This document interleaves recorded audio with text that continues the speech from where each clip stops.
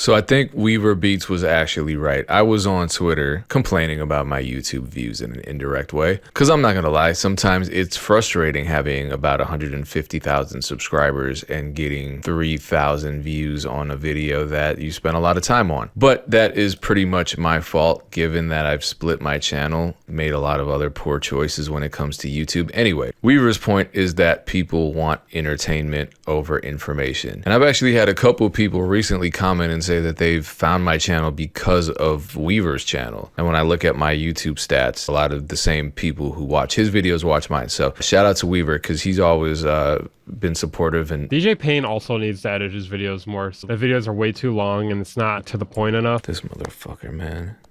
Let's move on. I don't want to talk more about my YouTube channel failures. I think absolutely people do prefer entertainment to information, especially a dry ass DJ Payne one video talking about how to collect microsync royalties. But also the majority of producers in the community are hobbyists, so they don't see production as a career. So why would they be seeking out these higher level conversations about the minutia of running a beat selling business if they haven't even considered the possibility of doing this as a job? So I respect that, and there are a lot of really entertaining videos out there, all the weird chocolate chip cookie type beat type videos that are getting millions of views. I watch that stuff too, whatever. But there's another element here too. There's so much doubt and skepticism that's been sown into the music producer community that it almost feels like there's an agenda of self-defeat. Am I becoming the Alex Jones of beat making? Somebody DoorDash me some Mountain Dew and a bucket of chicken. Is this just a sign of the times with the way the economy is and with the perception that the music business is so inaccessible to the average person that the average producer can't actually do this for a living? Is it just because I'm privileged that I've forgotten where I came from because I've been doing this for an actual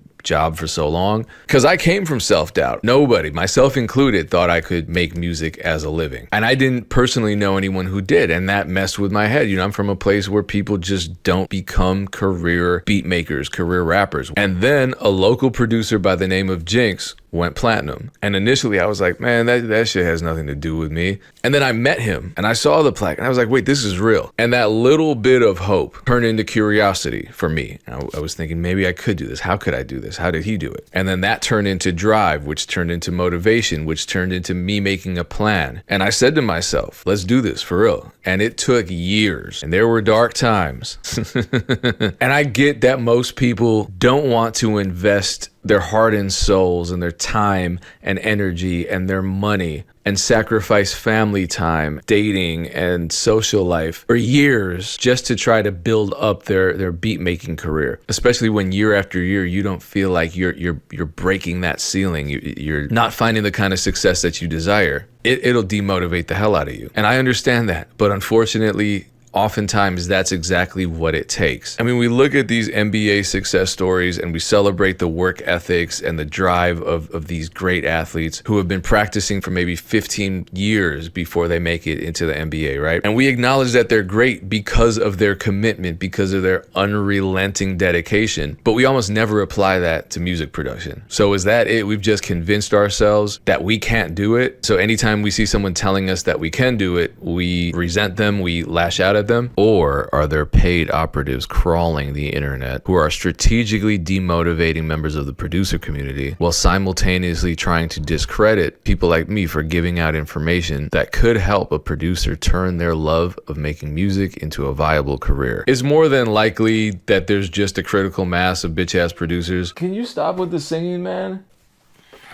I honestly do, in all seriousness, think there is a real war being waged against producers, and I will be making videos about that in the future. I recently interviewed Mackie Lemon Beats, who says that he has now started making $65,000 a year off of his beat selling business, and people did not believe that. It's fucking weird because I personally know a few producers who got way more subscribers, followers, and placements than this guy, and they don't make nowhere near $65,000. Plus, I heard from producers that most rappers don't want to pay for beats nowadays. How the fuck is he making $65K? I smell bullshit. Yeah, I had a platinum record and I was making under 65,000. So you're not telling me anything new. I know people who won Grammys and couldn't afford the Grammy, let alone a ticket to the Grammys. All that follower shit, all that, I got this many subscribers, I got this plaque on my wall. That doesn't translate to money. That's probably the biggest misconceptions about the online beat selling and beat leasing space.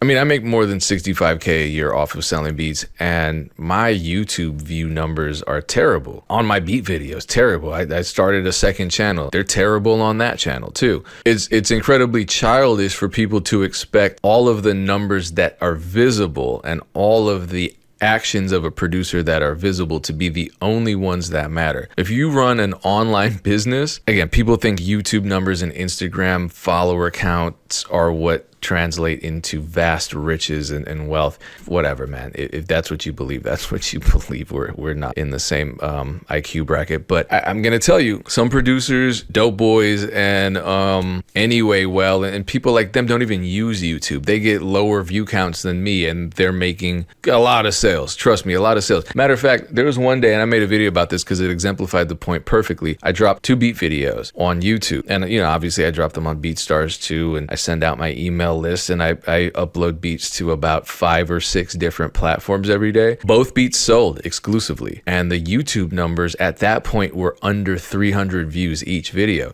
These views don't mean a damn thing, but the comments keep coming in. Somebody was saying yesterday, type beats are dead. Get real, DJ Payne one. Rap is dead, literally oversaturated. No one making any money from beat selling or rapping.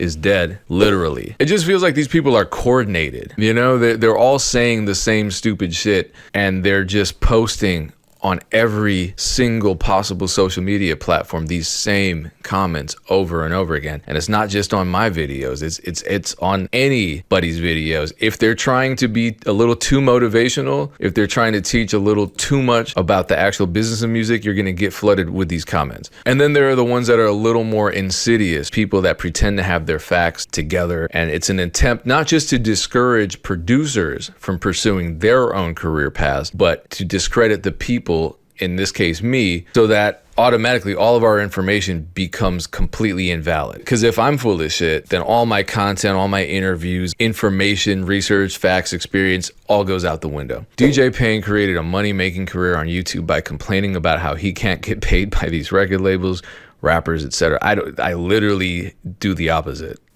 This house was paid for by me making music. Hip-hop yokels.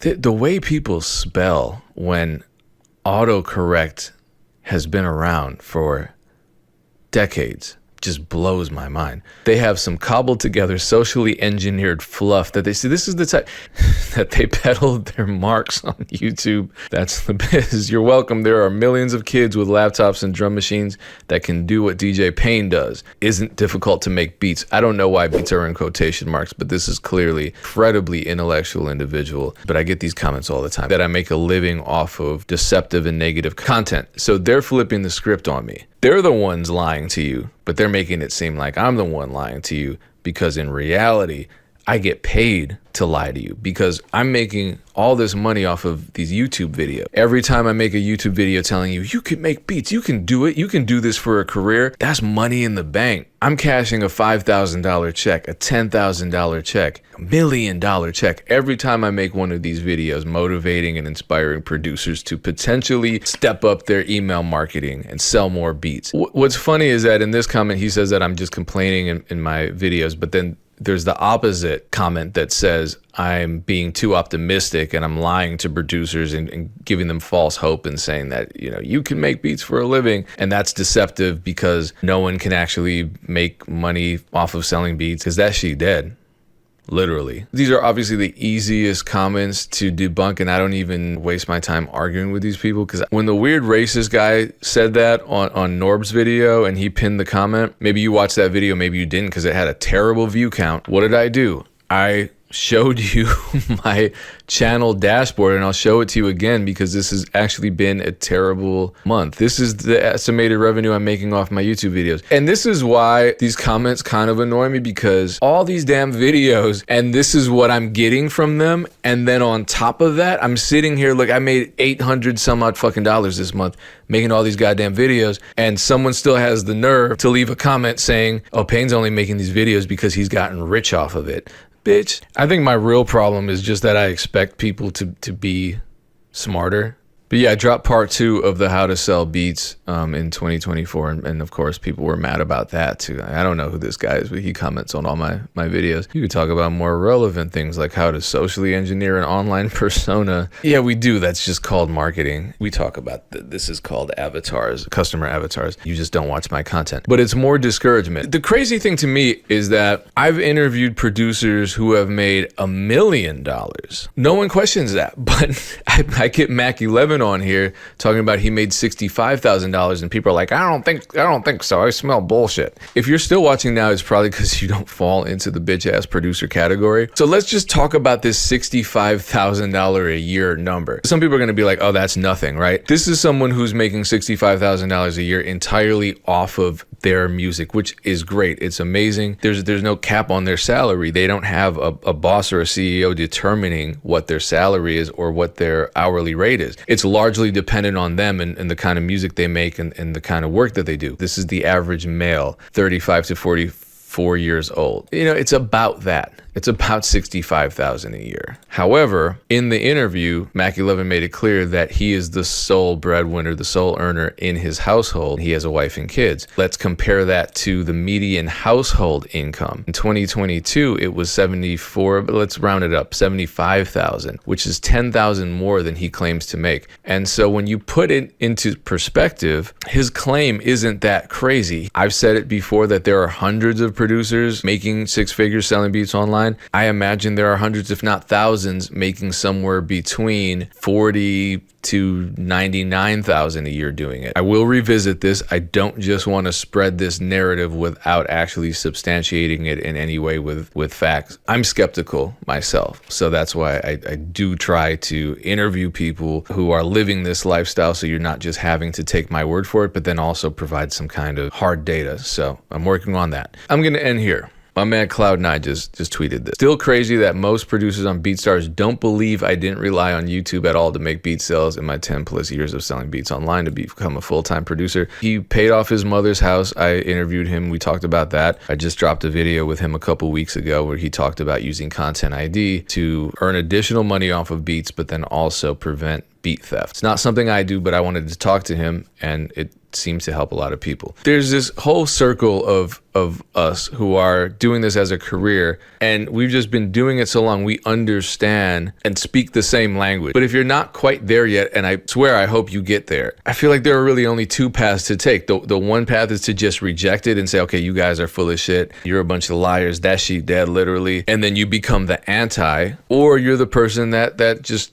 tries. And I'm so thankful that a lot of like Othello and Kavi and Dilly, Control and Cloud9, there's so many of us putting that information out. Heat, H-E-A-T-E, I know they sell courses, but some of their free content about email marketing is the most valuable stuff you're gonna find on the internet when it comes to that subject. There are so many people putting out this free information, and if this is what you want to do for a living, and you somehow are crazy enough like the rest of us to believe that you can make it happen, and you've taken that mental leap, then I really feel like you can do that. The reason more people don't do it is because they just don't believe they can, and they're not willing to just grind it out for years and years and years and years and years and face the discouragement and face the sacrifices. And it's not for everyone. It's cool. I understand it all. Even little bitch ass commenters, I get it, because it sucks being in that space where you feel like you're just not making the kind of progress that you want, or you feel that you deserve,